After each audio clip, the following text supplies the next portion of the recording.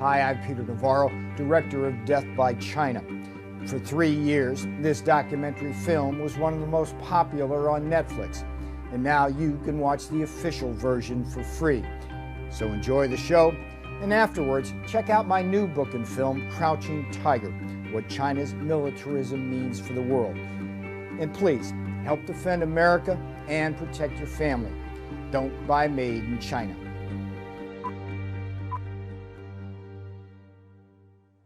You're going to be okay? I'm 63 years old. I'm likely to skate my way to the grave. But I have 3 young children who are all engineers, and I worry about their ability to work in American manufacturing down the road.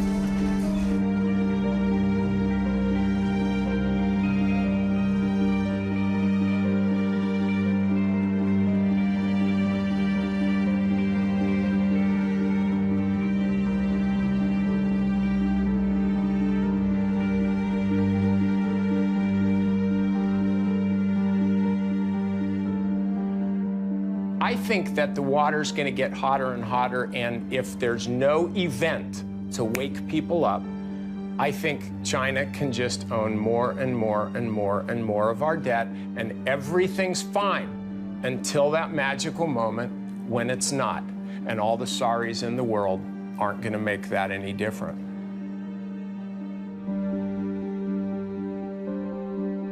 The film you're about to see addresses one of the most urgent problems facing America. Its increasingly destructive trade relationship with a rapidly rising China. As you watch this film, it is important to always distinguish clearly between the good and hard-working people of China and their repressive communist government, now victimizing both American and Chinese citizens alike.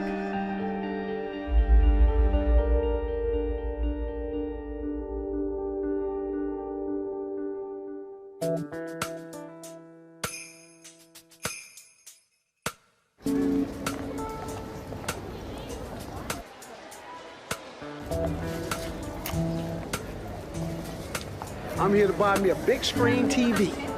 My first big screen, man. 40 inch, about 265.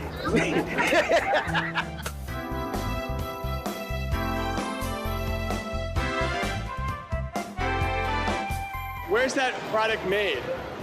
Probably in China. China. This is made in China. Do you know where that bike was made? No, but I know it's healthy.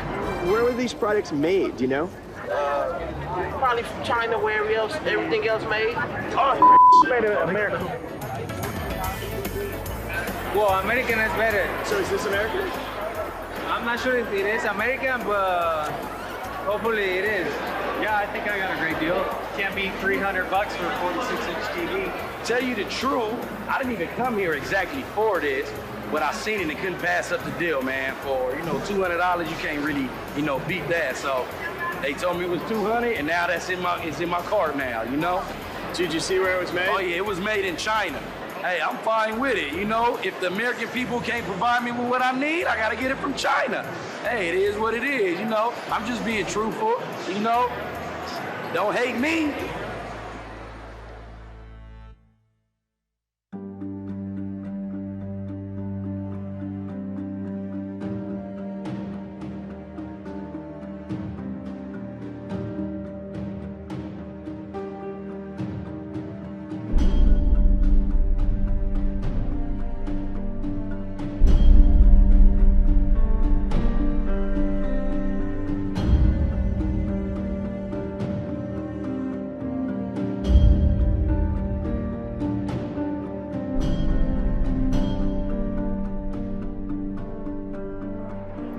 So how do you feel when Americans buy Chinese products? I feel really bad because what happened is not just America buying a Chinese product, which is American people losing their jobs. I was laid off 3 times within 6 months. until I was permanently laid off. I graduated with my bachelor's in 2004. I've been out trying to use that, of course, because I spent a lot of money going to school, and I haven't been able to find anything. China, I think, is responsible for, wiping out a good deal of the manufacturing that we have or had in Northeast Ohio. And I think that is continuing as they continue to manipulate their currency, as they continue to not have the level of workplace safety or environmental or health standards that we have here in the United States. So we've seen our whole manufacturing base uproot and replant in a place where you can commit crimes against workers and just go out to dinner that night. So when a large company decides to move its production offshore and it closes a factory in a city or town in the United States, that basically leaves, it's like a black hole. Suddenly that factory just disappears and everything else goes down with it. Jobs disappear, and the way the economy is going right now, it's tough to find a job. I just recently finished graduate school, and even coming out with that, it's still hard to find one. Some of the workers at companies, literally their last act at the factory was to unbolt the machine and load it up to be shipped off to China. I even talked to a fellow down there. They wanted to send him over to China to teach the people how to run the machines that they were shipping over there. He was 63 years old. He said, I only got 2 more years to go and I can retire, so I'm not going to bother doing it. He said, bad enough they took my job, now they want me to show them how to do it, too. People who were supplying that plant with materials, equipment, maintenance services, even the accounting firms, design firms, R&D firms, and then all the other services around it, like restaurants, what happens to them? They're doomed. They go down with it. They can't follow that company offshore to Shanghai. It's difficult to be unemployed because you have a mortgage and you have your regular bills you have to pay. You have to pay for a car and you have to put food on the table. And when you have just a small amount of money from the state coming in, sometimes it's hard to make it. I'm trying to get food. Like, that's what I'm here for. I mean, this is not just unemployment line. This is for people who are hungry, and I'm hungry. And it just really is unfair that, being in a country as great as the United States, to have our people struggling the way they are, to not find what is just common. You work, that's what you do. And for them not to find that month after month after month, it just doesn't make sense to me yet. I don't know if it's the president, I don't know if it's the... Honestly, I don't know who to point the blame to. If we talk about who's to blame, I think partially our own government. Our government should be doing something. They could have stepped in, I think, a long time ago. Please hear us and please understand that companies like this are special. Small companies are what makes America. And unless somebody does something about unrestricted importing, you're going to lose the rest of us, too.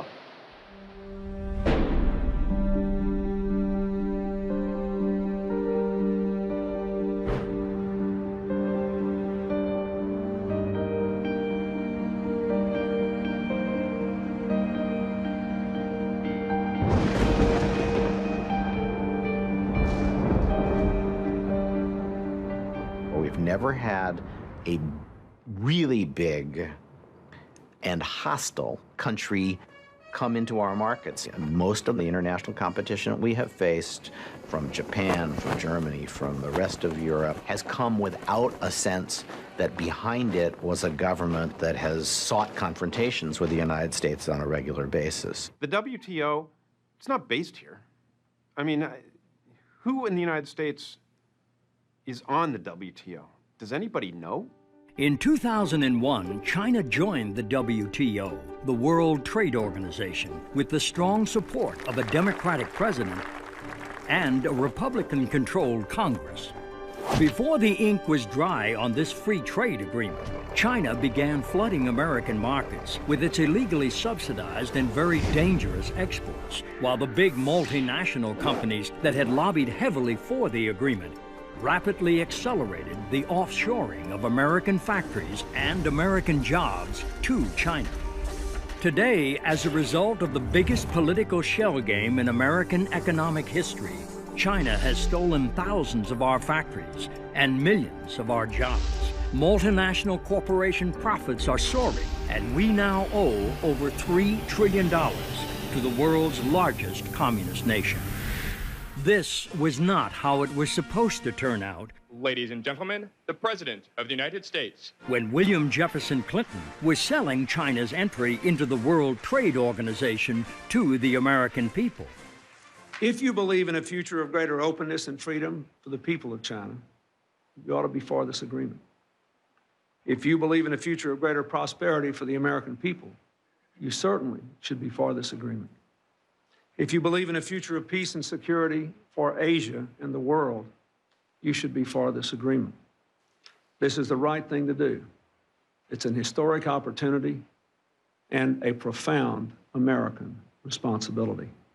In pushing for China's entry into the WTO, President Clinton embraced a doctrine dating back to President Richard Nixon, known in Washington circles as the policy of engagement. Peking, historic site for an unprecedented meeting between East and West. President and Mrs. Nixon arrive, and Premier Zhou Enlai is on hand to extend an official welcome to the presidential couple.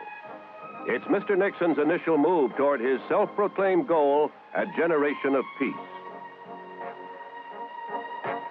Here, President Clinton offers his own vision of the goal of engaging China.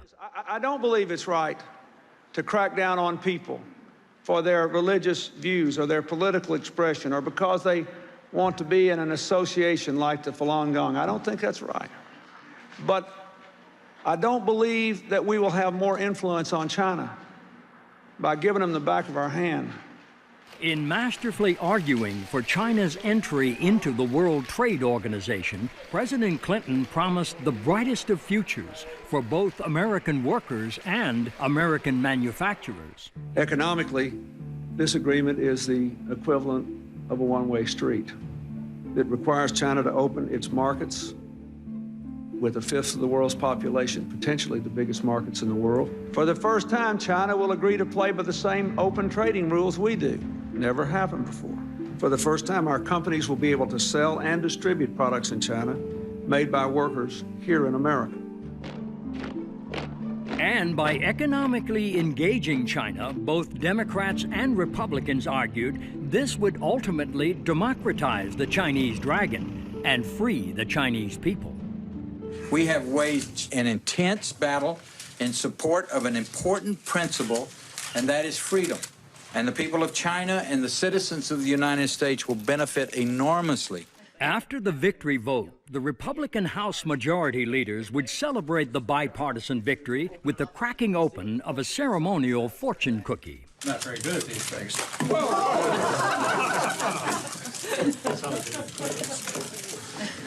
It's got a lottery number, no. It says, new American proverb. New prosperity awaits you because normal trade relations. Yeah! It's a confrontation of worldviews that we will win, and I'm looking forward to the future. So just what has America's future looked like since China joined the World Trade Organization in 2001? We are in a trade war, and stealing, lying, and cheating on the part of the Chinese is all part of it. Free trade's great stuff if you can get it. What we have with China is not free trade. For China to sell something at 1/10 of the price of what it would cost in the United States to produce, they are cheating monumentally in a major, massive sort of way on everything. When China joined the World Trade Organization in 2001, it promised to stop cheating and play by fair trade rules. That meant abandoning unfair trade practices like currency manipulation, illegal export subsidies, and abusing its workers. Instead, the Chinese government has used these weapons of job destruction to launch a sustained and devastating attack on America's factories and jobs, while flooding our markets with dangerous products.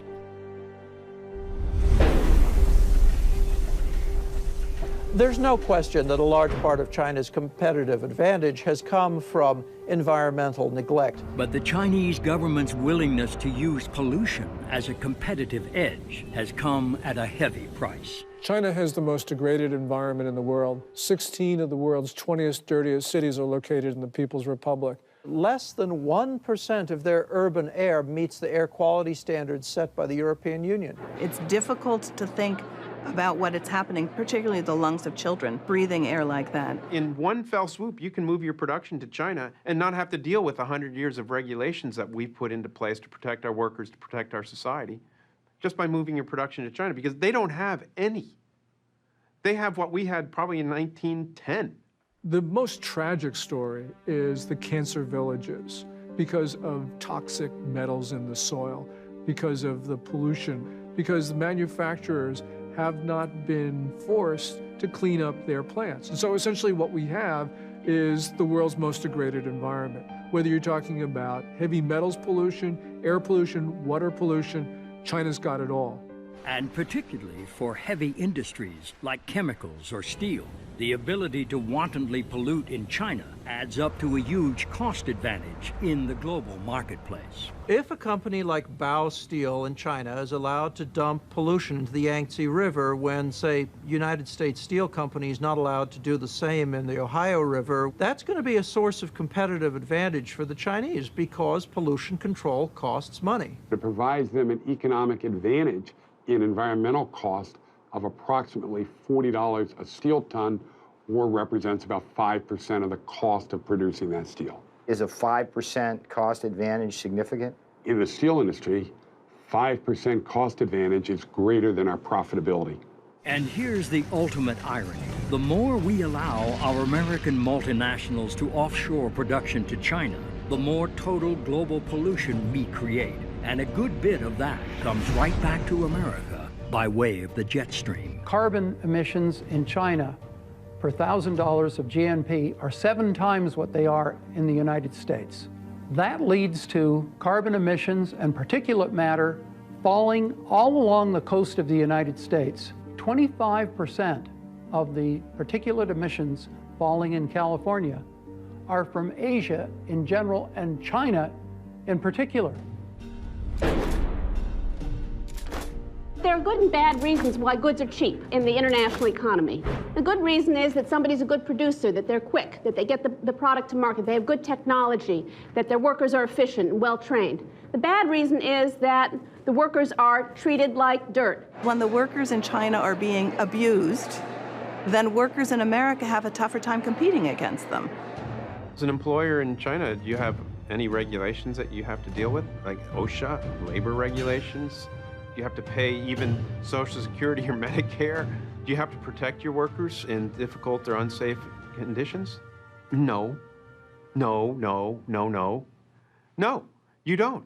You go to prison if you try to form a labor union. Freedom of association, the right to organize and bargain collectively are completely absent in China today. There's no equivalent to OSHA, occupational safety regulations, and they lose about 130,000 men and women to, and that's the ones they report on, to accidents per year, that many of which could be prevented with good protection. They don't comply with their own child labor laws, prison labor laws, health and safety laws, minimum wage laws. Well, there's a Dr. Lee who lives in New Jersey who was actually an American citizen, and he was in China and he was arrested and kept in one of their work camps for 3 years. When he was finally released, thanks to pressure from the American people, he came back to New Jersey and he was in a store and he saw these big slippers he'd made in the work camp. Every day, 12, 14, 16-hour day, you have a quota. Okay, if you cannot finish the quota, you will get a punishment. You will go to solitary confinement. And the police always say, good labor, good food. Less labor, less food. You don't labor, no food. How can Walmarts or anyone else in the United States allow production facilities in China to sell garments, chopsticks, Christmas decorations are made in forced labor camps? You can go to China, go to every prison camp, you can see what are the prisoners doing. Everybody very busy. What are they doing? Put a button on the shirt. What are they doing? Making the rubber boots. What are they doing? Crowded together, assemble the Christmas lights.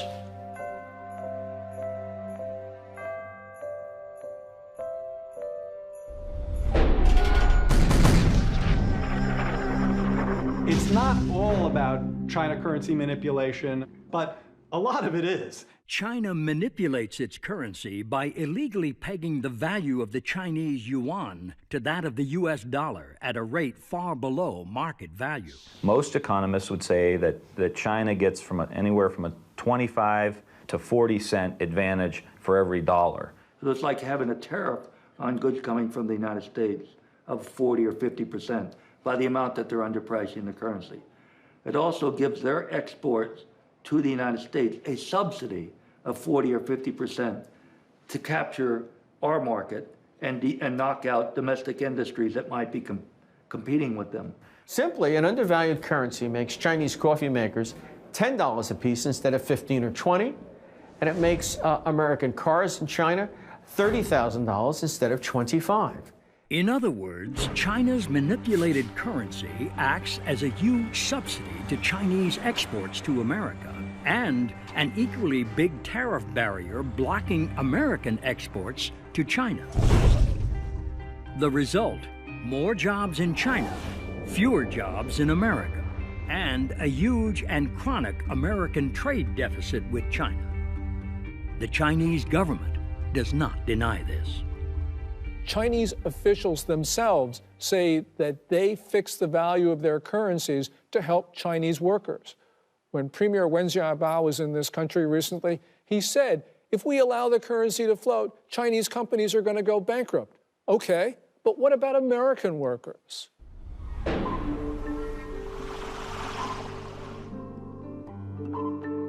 They're cheating on the intellectual property by just flat out pirating stuff from the United States. You don't want China to get their hands on your latest piece of technology or whatever, because they will copy it and they will turn around and produce it. Most famously, copyright pirates in China are stamping out Disney DVDs. That's what everybody knows of. What's more important is the theft of the blueprints, for example, for high technologies. I mean, I hear all the time about American companies who find themselves competing in the marketplace with a Chinese product, and they take it apart, and they find themselves looking in the mirror because the Chinese have just stolen the plans of their own product. And one of America's highest tech companies has certainly experienced this kind of piracy firsthand, and a school of very hard knocks at the hands of the Chinese government. Google came into the Chinese market, and of course, it ended up with a dominant market share. But Beijing wanted Baidu, a local company, to be able to outpace Google. What Beijing did was it hacked Google's network, it stole its source code, and now Baidu has more than 75% of the China search market. This shows that basically Beijing wants the local companies to be the national champions. But sometimes Chinese pirates aren't content just to steal the intellectual property of an American corporation. Sometimes they just take the whole company. So Fellows is a company that makes shredders, paper shredders, and they moved, like everybody, they moved their production to China. They hired a company to run their production for them, and suddenly one day their employees were locked out of their own plant. So Fellows went from having a large production base in China one day to the next day their partner suddenly shut them off, shut them down. The moral of the Fellows story is you better be very careful when you move your production to a communist country.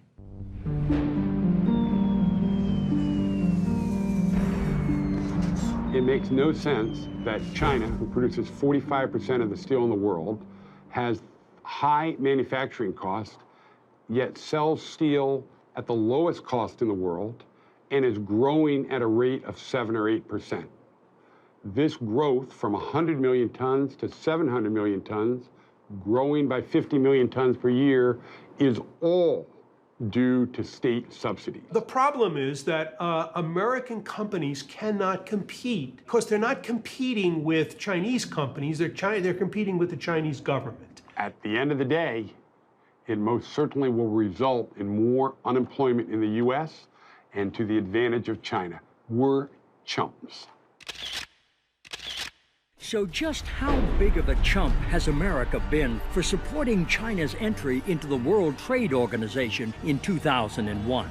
It's like we're in the Super Bowl of globalization, and in fact, we're being taken apart. And in this Super Bowl of globalization, when you tally up the score on human rights abuses and consider the plight of Tibet, the torture of the Falun Gong, and the crushing of religion and democracy, this much is clear. The Chinese government is the world's worst human rights abuser on the planet today. And when you tally up the score on China's rapid military buildup, this too is clear. China is the only major nation in the world that is preparing to kill Americans. And of course, when you count the jobs lost and factories gone and millions of Americans out of work. American manufacturing has been in an absolute crisis over the last decade. 5.5 million manufacturing jobs gone. 57,000 manufacturing facilities closed in this nation. So you're in a massive jobless recovery. You've got 28 million women and men who are in various stages of unemployment, twice the official number.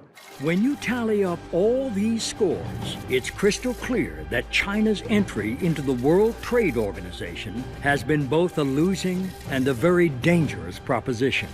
Even as America has all but completely surrendered its manufacturing base to China. We don't make a single cell phone in the United States. Not one is made in the United States. There is not a single modern flat panel display factory in the United States. Does that matter? Are flat panel displays important for military applications? I think so. They're widely used. Every airplane, every helicopter has them. The United States right now is unable to put a single military aircraft into the sky without using components built by potential adversaries. We produce about $3 billion worth of printed circuit boards in the United States. China produces almost $20 billion. Machine tools, where we produce $2.7 billion. China's consumption was 10 times that amount. If you don't have a machine tool industry, do you have an industry? It's a basic component of an industrial economy. But what about those green industries that some of our politicians say will create the jobs of the future? That's one of the reasons why we're accelerating the transition to a clean energy economy and doubling our use of renewable energy sources like wind and solar power. Steps that have the potential to create whole new industries and hundreds of thousands of new jobs in America. But here's the grim reality. We produce 4% of the world's global output of solar. One of the things happening in the market right now is it's being swamped by low-cost multicrystalline and polycrystalline silicon solar cells from China. We don't make computers. We don't make printers. We import 99% of our shoes.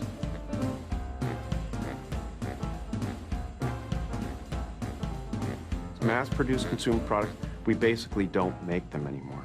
But it's not just mass-produced consumer goods we are losing to China. Some of our very best paying manufacturing jobs are also now quite literally being shanghaied. Boeing at its peak in the Seattle-Everett area had about 50,000 employees. That was no more than 5 years ago. 20,000 of those jobs have now moved to China in just the last 5 years. Apple employs 26,000 people in its design of making new products. It employs, through Foxconn, 700,000 manufacturing workers in China. They're an American company, they're headquartered here, all their jobs are somewhere else.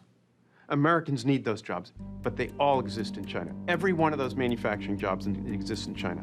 These are jobs that could very easily be in Silicon Valley, in Oregon, Northern California in general, along the coast, for which there are well-trained and very interested women and men who would take them in a heartbeat. And even white-collar workers are now in China's crosshairs. The white-collar worker understands that China is now moving up in the feeding frenzy to, for example, software and other kinds of production. They're moving away from just process technology up to more really intellectual technology. Now, it's not a very big part of their economy, but you can look in the United States, it's having a devastating effect. If the jobs for production move to China, the support jobs for white collar, to a big degree, will move to China. Meanwhile, our rapidly accumulating Chinese debt has become a national joke, literally. That's right, China's mad at President Obama for meeting with the Dalai Lama. I mean, come on. Obama doesn't owe them anything, except like $14 trillion. And that debt represents a very real claim on American assets. And then China would back a tow truck up to Kansas and drag it off to Guangdong province. I find it ironic that the corner of capitalism, the J.P. Morgan building down on Wall Street, is now owned by a Chinese company. As for that hope that economic engagement would lead to a more free and democratic China. George Bush Sr., remember him? He was the ambassador to China way back when. And so he liked China. He liked those guys over there. Things are good in China. Economic growth in China has not led to its becoming more democratic. It has led to a more sophisticated, better financed form of authoritarianism. And ironically, one of those measures of repression has been the internet itself, which was supposed to set China free. China is less free today than it was when it entered the WTO. China has 50,000 internet police who are tracking every day their capabilities, who's saying what, to be able to try and keep things like Tiananmen Square, democracy, freedom, and those terms off the internet. And these cyber cops have had plenty of help from American companies in building the great firewall of China. Google, Yahoo, Cisco, and the capability that they have sold to China, especially for its secret police, has enabled them to search, apprehend, discover the whereabouts, get caches of names, particularly online, where if you send your emails to other people, their IP addresses quickly yield to what their physical addresses are, and they're then apprehended and arrested. This American cooperation, damn it. Shame. Cooperate with Chinese government. They have to say, we have to follow Chinese law. Cisco say, we have to follow Chinese law. Yahoo say, we have to follow Chinese law, otherwise we cannot do it. Yeah, you have to follow Soviet law. You have to follow Hitler law. Are you going to do it? Perhaps the most shameful answer to that question may be found in Yahoo's role in the jailing of a Chinese citizen named Shi Tao.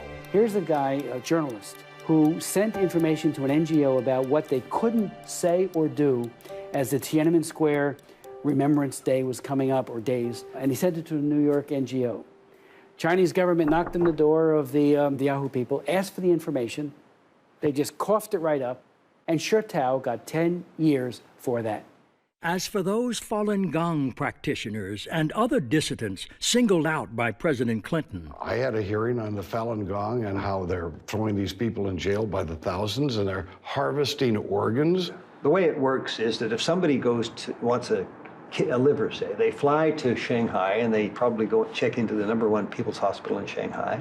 A military surgeon, probably in uniform, one I'm thinking of, comes up and does the Bishop tests and the blood tests and so on. Then he or she looks on the computer list and says, oh, there's a match out in work camp 400. The poor victim who matches what your organs need is dragged into a sort of hospital, given a light anesthetic in most cases, and never wakes up because they take not just one kidney, they take both kidneys, the liver, heart, everything, and their body is then burned, and the People's Liberation Army flies the organ to Shanghai from wherever the camp happens to be, and you're told you're getting the organ from a convicted murderer or something. I mean, this is a grotesque tale of the worst kind of oppression and ghoulishness on the part of rulers of a country. And here is what too many American politicians seem to have such a hard time understanding. Wei Jingshang told me in Beijing, right before he got rearrested, you Americans don't understand. When you coddle dictatorship, when you kowtow and you carry the dictatorship around on a pillow, they beat us more in the Laogai. When you're tough, predictable, transparent on human rights, they beat us less. But at least engaging China economically has made the ruling Communist Party more peaceful, right? China's military power is strengthening very, very rapidly. They are building up their military capabilities in hard weapons as well as in cybersecurity. China has a population which is about 5 times the size of the United States.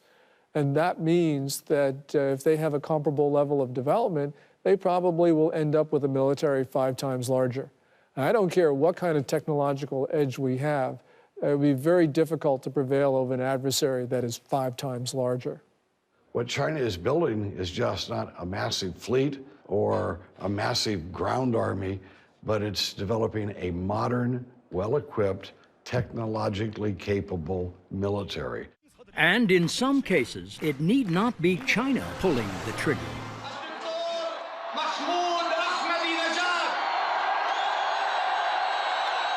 Or launching the missiles, as the case may be.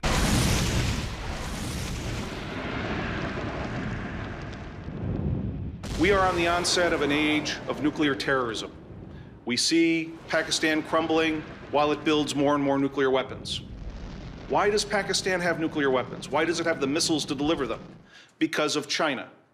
We've been in a near 30-year dialogue with the Chinese government trying to arrest this behavior that is supporting not only Pakistan's, but North Korea's and Iran's future nuclear capabilities. China refuses to listen and respond. When a nuclear bomb goes off on some highway, either inside or outside the Beltway, chances are a lot of those components on that bomb are going to say made in China.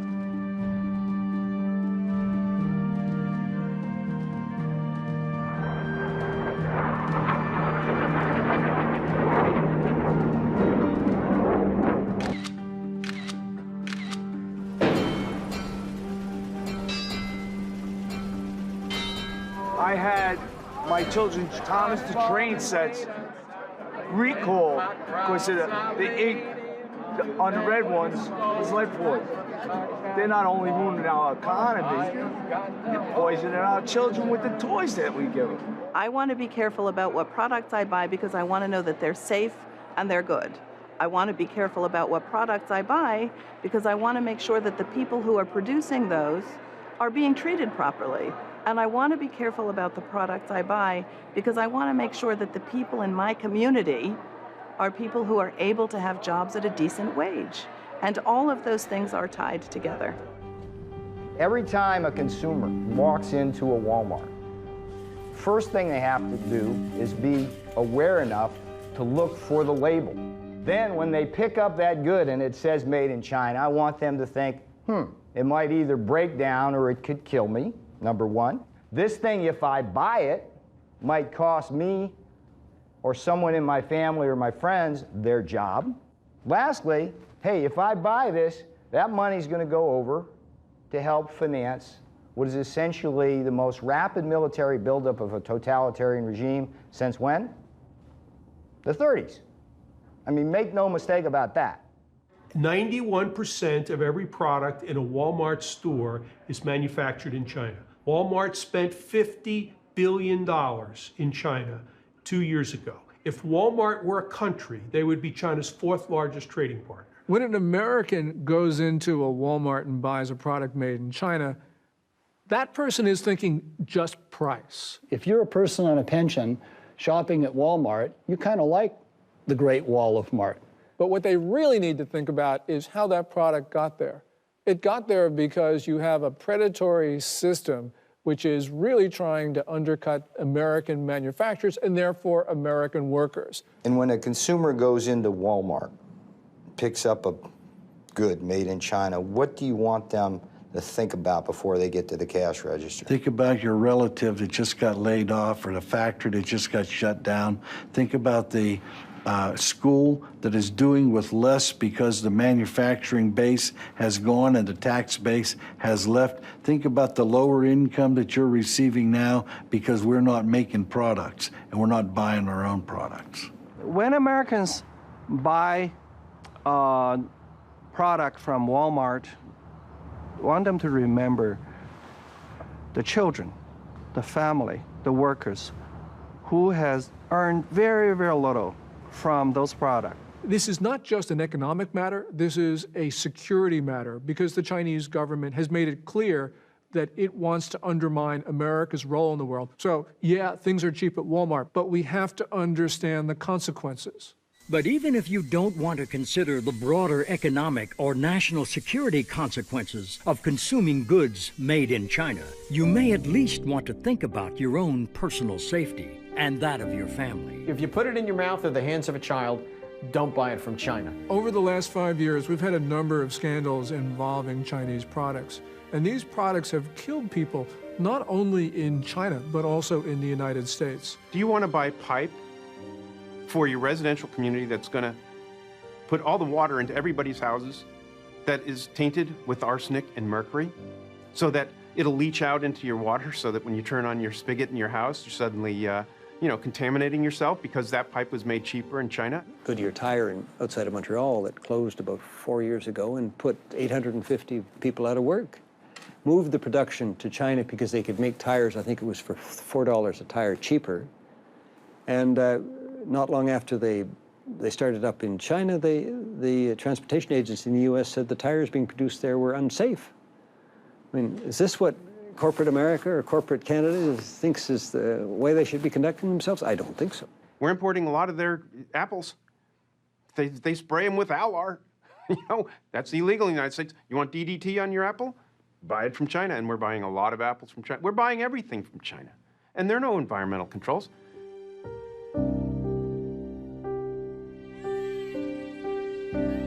There is a risk of suffocation, that kids can get trapped and die. They took him to the hospital where they pronounced him dead. Massive recall of 1 million of Mattel's Fisher-Price toys. A recent batch made in China contains toxic levels of lead paint. Those teddy bears can loosen and fall out, posing a choking hazard. According to state media, dozens of babies had developed kidney stones in recent days. Thousands of pets across the country died after eating tainted pet food. That led to a massive pet food recall. My wife Bonnie died in December after receiving heparin that was later recalled by Baxter. My son Randy died a month later under the same circumstances. Some brands have been found to contain a toxic chemical used in antifreeze. Pork from pigs, force-fed wastewater. If it comes from China and the price seems too good to be true, then it probably is. It is very difficult for any country to protect their citizens from Chinese products. The real problem here is that you have a political system that does not punish manufacturers for bad products. And it's because it's the nature of the political system.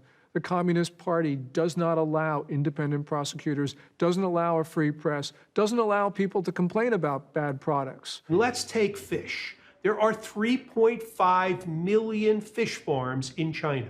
The fish are raised in contaminated ponds. They're fed all kinds of hormones, and the biggest market for that fish is the United States. 85% of the tilapia comes from China. Most of our shrimp comes from China.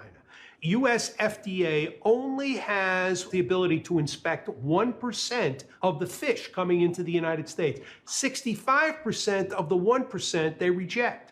They don't have the authority to confiscate the fish. So if the ship comes into Charleston and gets rejected, then it goes to Miami or New Orleans or some other port, and eventually the fish gets in. And because of such dangers, Americans are becoming more and more aware of the Made in China label. But that doesn't always guarantee one's safety or convenience. I personally do look at the labels of where things are made, but sometimes I go to buy things and it's impossible to find something that isn't made in China. But my wife's a good card-carrying liberal. She believes in all the worthy causes in the world and all that sort of thing. And she's an intelligent woman, I want to say, for the record. Little by little, I realized that China was getting to where it was, and the United States was getting to where it was because there was all this currency manipulation.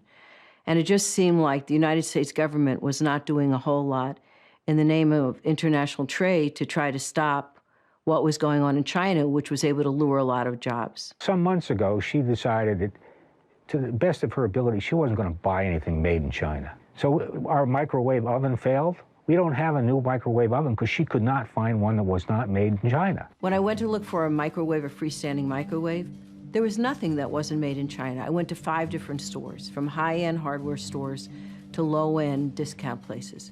Nothing was available that wasn't made in China. And my experience from things made in China was that they weren't healthy. You never knew what was in them. They didn't work for very long. And they broke down if they worked in the beginning.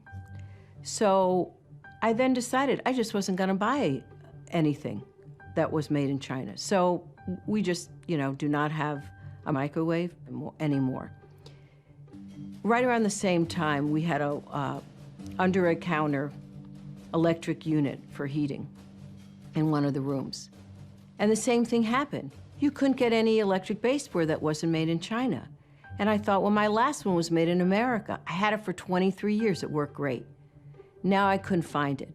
And I just got completely discouraged that no American manufacturers were coming in to produce quality products over here.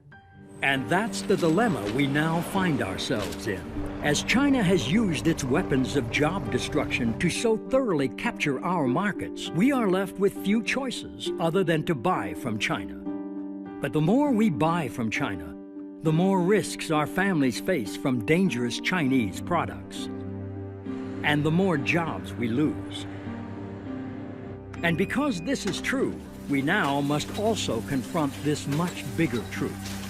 We import a lot of stuff from China, but a lot of it we don't pay for. I mean, we've got no goods to ship in the opposite direction. So we just ship bundles of dollar bills. Between $2 and $3 trillion is available to buy up pieces of America. In other words, we're living beyond our means. We have an artificially high standard of living. We're consuming more than we create. That's a very dangerous situation, okay? And especially if your principal creditor is a nation like China. So just exactly how did we in America allow ourselves to be backed into such a dangerous Chinese corner?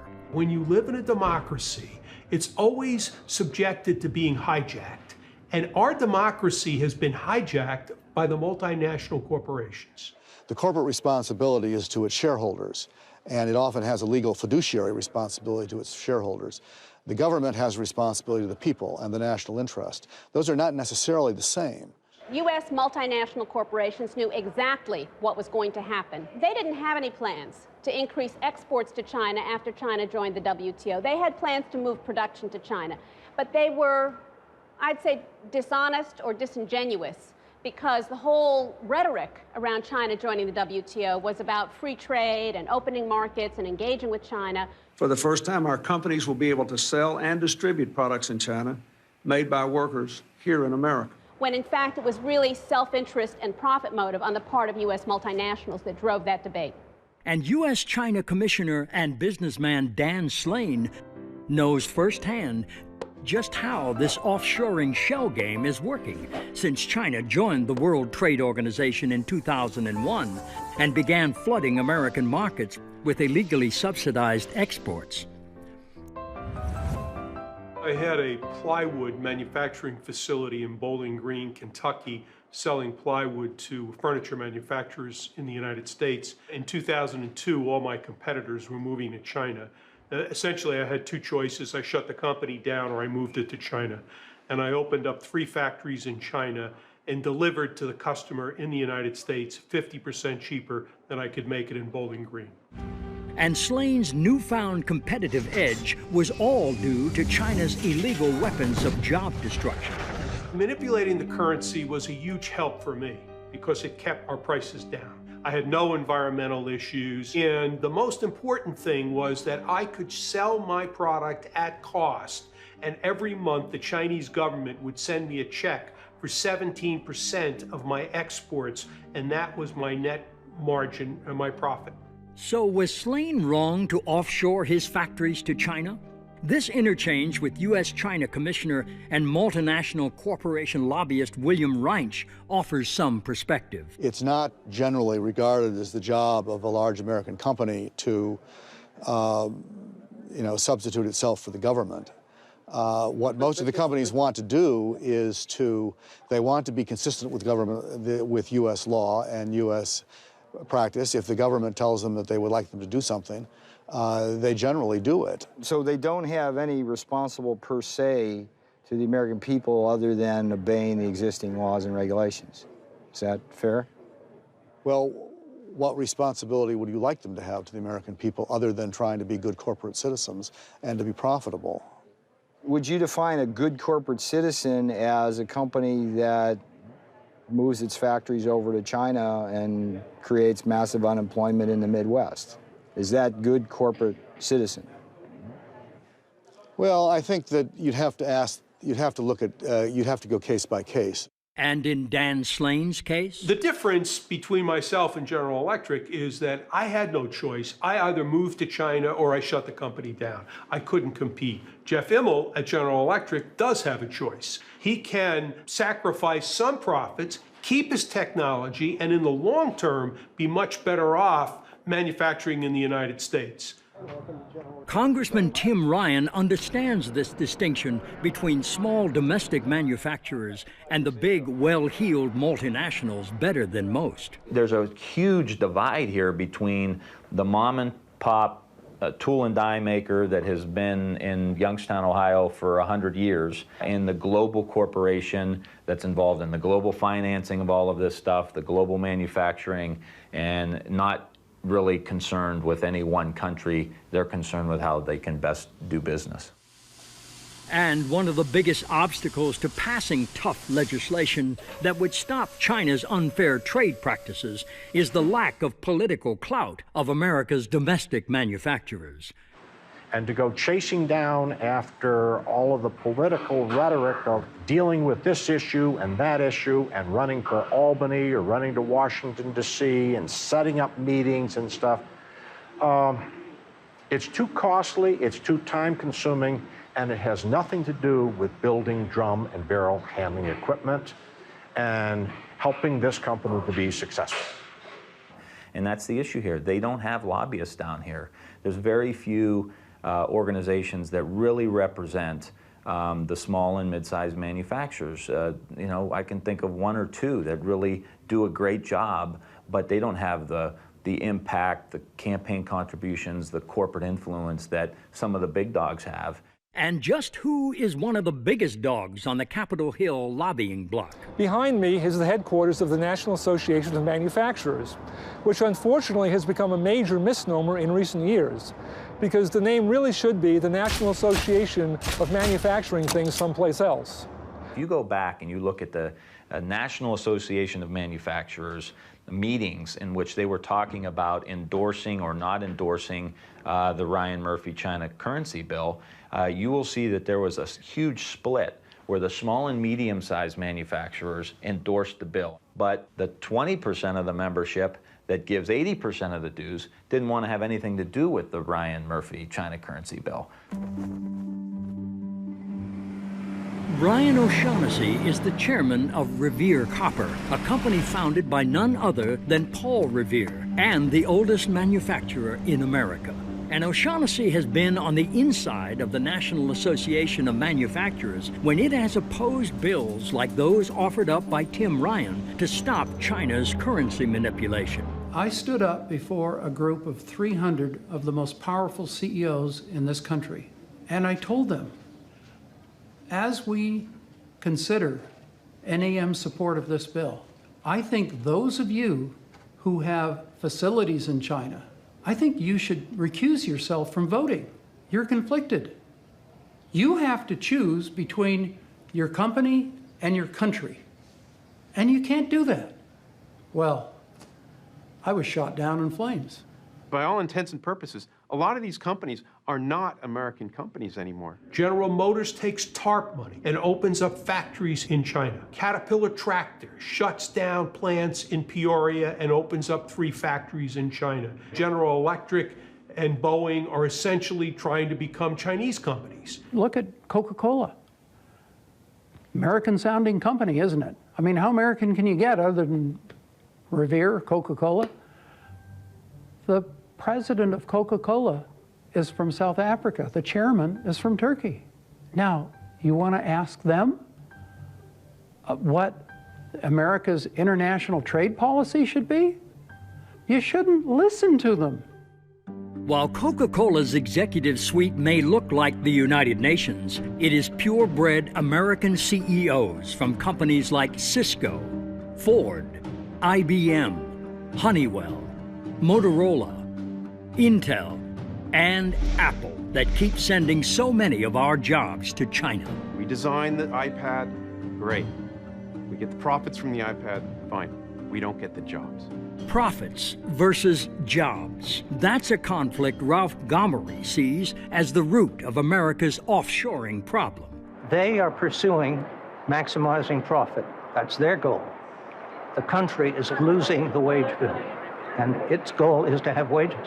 And then what they're doing is right for their shareholders and their constituents, but it's not right for the people of America who are unable to find work today. The problem with our system is that everything is short-term. So when you talk to a CEO and you say to a CEO, an American CEO, do you realize that they're going to take your technology and they're going to be your competitor? The CEO says, yes, but I only have 3 or 4 years to get my stock up so I can get my bonus, and they kick the can down the road, and it's the next guy's problem. This will end badly for all of us, but everybody is so short-term in thinking and in their tenure that they're willing to take chances that are right for today, that they probably know in their minds is long-term bad for America tomorrow. Ironically, nobody understood this growing divergence between corporate interests and the common good better than candidate Bill Clinton during the 1992 elections. You must do your part. You must be responsible. American companies must act like American companies again, exporting products, not jobs. But such corporate irresponsibility wasn't always the American way. Corporations used to think they had a stakeholder theory. In other words, they had a responsibility to the nation, to their community, to their workers, and to their shareholders. Something morphed in our own system about 20, 25 years ago, where shareholder value became the end-all and be-all. And then the CEOs tied their own compensation to shareholder value. And then other countries figured out how to incentivize them to increase short-term shareholder value by transferring production, manufacturing, R&D there. And we can never forget that when China manipulates currency, when China provides illegal subsidies of all sorts for manufacturing, for the act of exporting itself, these U.S.-owned companies benefit. They like the status quo. They want to protect it, and they have paid a lot of money for it. Money and the power of America's multinational corporations in influencing China trade policy. That's something two men from two distinctly different worlds can agree on. And I live in that world. I've watched those dollars go. Campaign laws allow them to spend unlimited amounts of money. It's a tsunami. But to former White House advisor Jared Bernstein, it's more than just money and politics driving our jobs offshore. It's also the prevailing free market view in the Oval Office, regardless of political party. I think there is a deeply embedded view that I do not think is wholly wrong, that capital must be happy if we're going to have a successful economy. And no multinational company has been happier to move its capital offshore than General Electric. But this is truly a fool's game. The Chinese have no intention of turning over their domestic market to foreign companies. Once they're able to master the technology, they are going to make it very difficult for foreign corporations to make a profit. When I go out and do speeches to corporate audiences on China and they want me to talk about strategy, it's like, hey, you're going over to China, you're giving them your avionics so you can participate in a regional jet game in China, and 2 or 3 or 5 years from now, you're going to try to sell your regional jets in Europe, and your biggest competitor is going to be that China guy. How stupid is that? What's happening, unfortunately, in the United States is way too many of our multinational corporations, not only they're shifting their manufacturing overseas, but along with it goes their technology, their intellectual property. And while many of us are concerned, deeply concerned about the loss of jobs, we're just as concerned about the loss of intellectual property. That's sort of the future of America. The thing is, nobody's really looked at all the industries that have been lost. Nobody's really, it's very hard to get information on the industries that are gone or that are just about gone because the government doesn't keep track of any data. They don't follow industries. They have no market analysts who follow specific industries. So nobody knows what's happened with all of our industrial capacity that's vanished or is in the process of vanishing. The next thing you see is you're not doing any work over there yourself. The Chinese are doing it for you entirely. And we see that. The two mid-range aircraft in the world are the Airbus 319 and the Boeing 737. 5 years from now, the Chinese have already told both companies they will no longer buy either aircraft. That mid-range aircraft, the one that is dominant throughout Asia, will be entirely manufactured in China under a Chinese mark or name, using technology that they took from Airbus on the one hand and Boeing on the other. Look around, well, tell me what you see.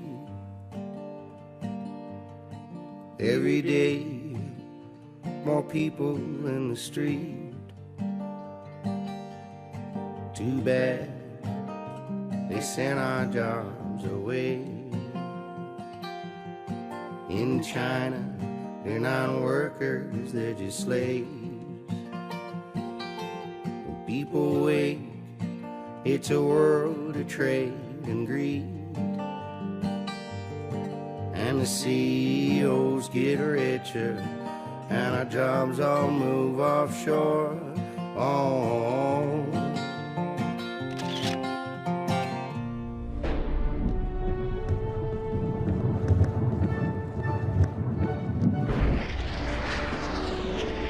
The Soviet Union could make an unbelievable intercontinental ballistic missile, but they couldn't make a loaf of bread. Now, we can make a stealth fighter, but we can't make a pair of shoes. You can't be a world power if you don't make anything but hot air, and we're well on our way to that. You can't have sustainable long-run economic growth at robust levels in the absence of a manufacturing base. Less than 9% of American workers now are in the manufacturing sector. We as a country can't survive into the long term with under 25% of our women and men making things. Manufacturing jobs have a higher multiplier than service industry jobs. That is to say, every one manufacturing job that you bring into a community ultimately supports half a dozen other jobs. If you are honest about how jobs have evolved in the United States, small business arose only when there was a stable manufacturing base put under them.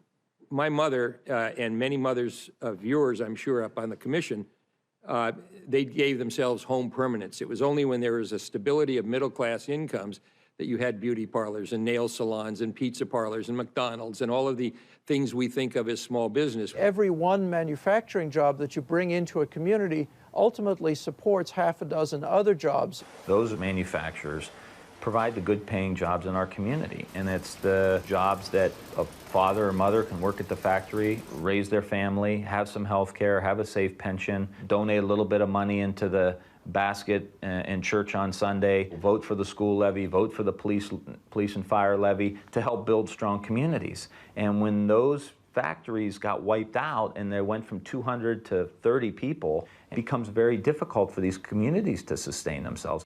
Ultimately, the most important reason why America must restore its manufacturing base is to hold on to the research and development, the R&D. That is the taproot of all of the technological innovations we will need to create new jobs in new industries. Manufacturing is the origin of 70% of U.S. R&D. That's true even today. You can't do your R&D here and do your manufacturing there. You can't move your manufacturing overseas and not move your technology and all your engineering. I mean, it's nice to do R&D and come up with a super-duper design or a new product, but if you can't make it, what's the sense of doing the R&D? When we say we've kept our technology or our IP, but we've moved our manufacturing, that's just not true. It's an impossible feat. They're totally coupled. So as manufacturing has moved offshore, R&D has gone right with it. So as we move more and more manufacturing over to China and people can re-engineer and understand how things are made, we are teaching the country how to compete with us, and ultimately they are. So that the new products, the next cutting-edge product, is being developed there where the manufacturing's going on in China, rather than here where the manufacturing was and now is no longer.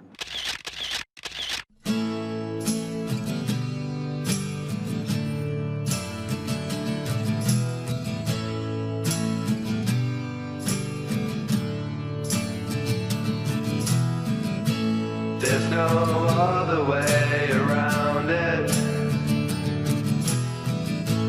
We can't make it on our own. All the jobs went to China. Now I'm losing my own home.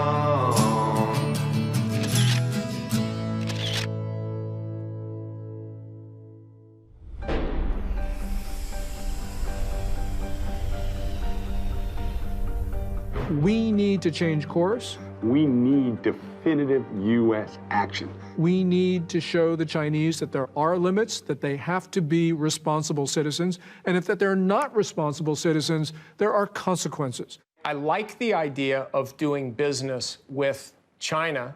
There are a few people over there, but it must be on our terms. If it's not on our terms, then it's on their terms, and if it's on their terms, they don't have our best interests in mind. People sometimes say that we can't stand up to the Chinese on any of these issues because we risk starting a, quote, trade war.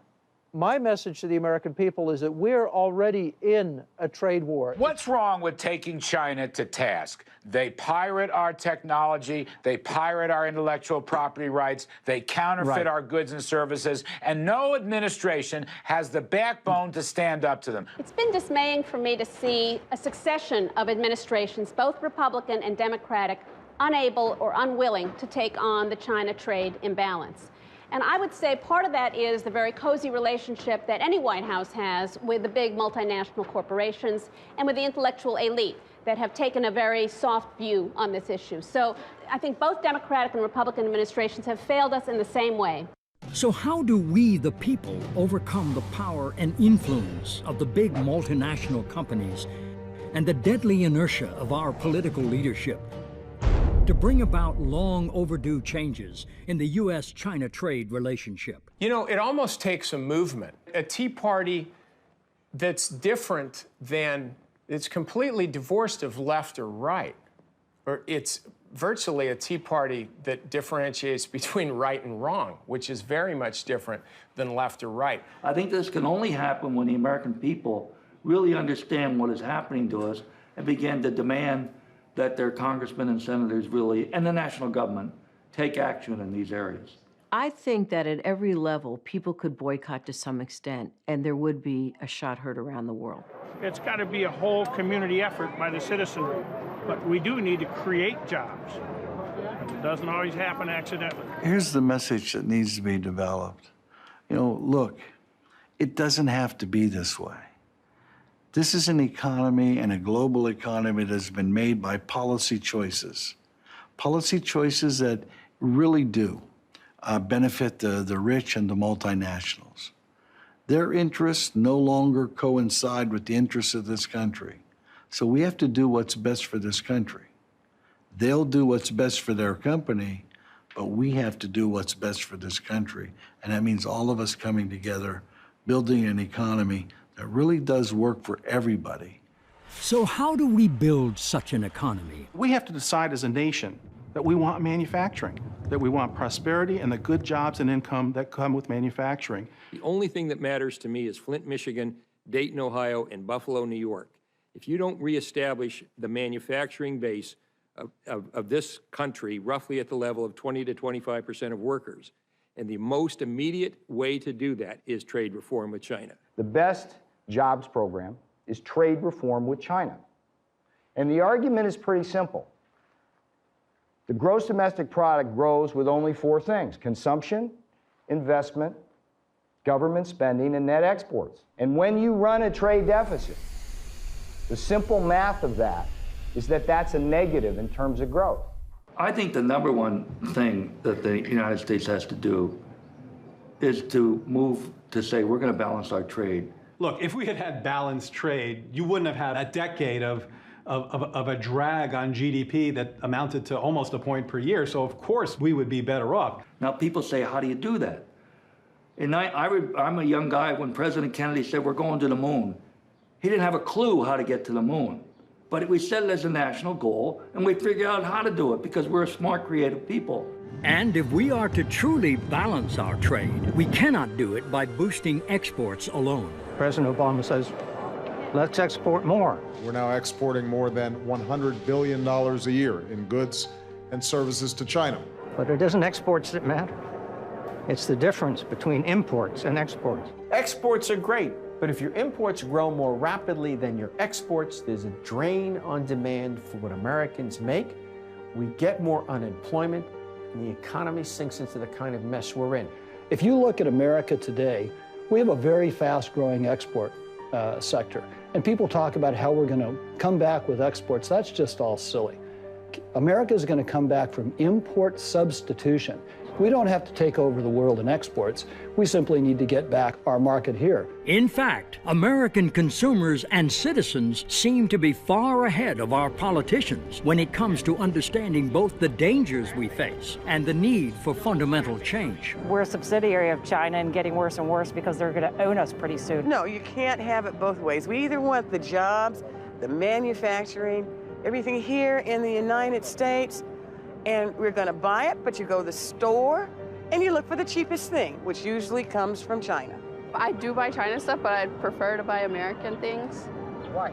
I think it's better just to support the economy here rather than, you can buy cheaply in China, but I think it's better for our economy if we buy here. We also got to look at our principles too.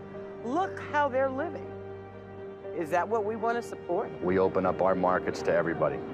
And I think that if that's how it's going to be, it needs to be a two-way street. And I think politically, our system has not supported, the American worker, the American product from that standpoint. And perhaps the biggest reason our politicians are failing us is because they have truly forgotten the proper role of government. I used to debate a colleague of mine, my counterpart from the Chamber of Commerce, and he used to say to me, it's not my job to play Santa Claus to the workers or to paint my company green. It's my job to make money for the shareholders. And I agree with that. That is the job of corporations, but it is government's job to make sure that companies are doing that within a framework that makes sense. I think the field that we're playing on not only needs to be leveled, but I think everybody needs to be on one field. We're not even on the same field as the Chinese.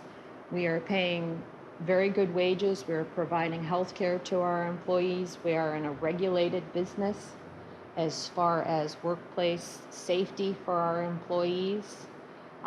We pay our taxes gladly, and we cannot compete with a non-regulated workplace that pays their employees pennies and are allowed to import their goods into this country with no restrictions. I mean, what is the alternative for America? Say all of our workers should take a 50%, 60% pay cut, and then we'll really take on China. We'll get them, or have dirtier air, or have the Cuyahoga River catch on fire again because there's so much pollution going in. Is that really how we're going to compete with China? I think it's the complete opposite. I think we reinvest back into our workers. I think we jumpstart the middle class, and I think have policies in place that would encourage manufacturing back here to put those good jobs in place here in the United States. But even if we ultimately solve our economic problems, there will still be very difficult challenges ahead in the U.S.-China relationship. If tensions do rise, we must always remember this. There's a real difference between the Chinese people and the Chinese government. Most of the criticisms that we have are of the Chinese government, the actions that the Chinese government has taken with respect to trade policy and worker rights repression, and the Chinese people suffer from a lot of those same policies. China until today is a totalitarian regime, is a dynasty. No change at all. Not republic, not people's country. We need to understand China better. We have this sort of glowy view of the trajectory of China's history.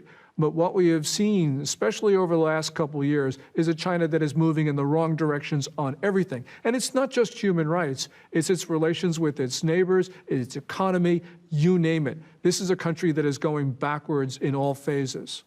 I hear people referring to the PRC or the People's Republic. Well, let's be honest. As soon as we accept that phrase, we're joining China in the reality distortion field. It's a lie. It is not the People's, and it is not the Republic. Stop saying that. It's Communist China. We've got to spread the word that there's danger out there, and we need to change our policies. We can no longer afford to treat a communist dictatorship in China as we would treat any other democratic institution, because they have treated us like fools for doing that. And that's because we have been fools.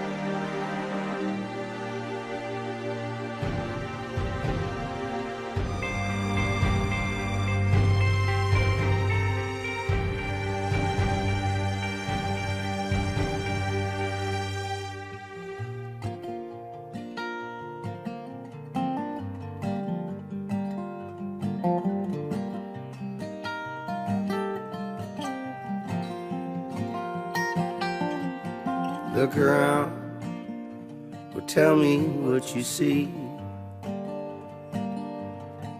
Every day, more people in the street. Said I used to work in a factory. Right now, I'd work for anything. Oh, oh, oh, oh. It's not me, but my family I wish to feed. Not much, but we got simple needs. Too bad they sent our jobs away. In China, they're not workers, they're just slaves. When people wake, it's a world of trade and greed. And the CEOs get richer, and our jobs all move offshore. Oh, oh, oh, oh, oh. My oldest son got a college degree. He dreamed of running a factory. Now he's back home just living with me. And there's no bright future my boy could see. 16 hours, 7 days a week of unions and freedoms they cannot speak. Gotta rise and get up off your knees before they buy up all our dreams.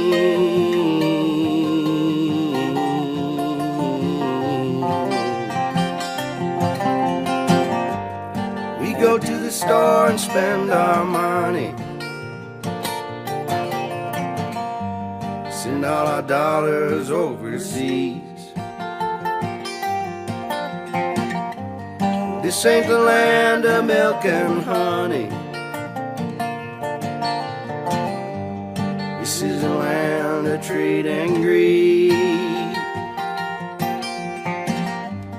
We go to the store and spend our money, send all our dollars overseas. This ain't the land of milk and honey. This is a land of trade and greed.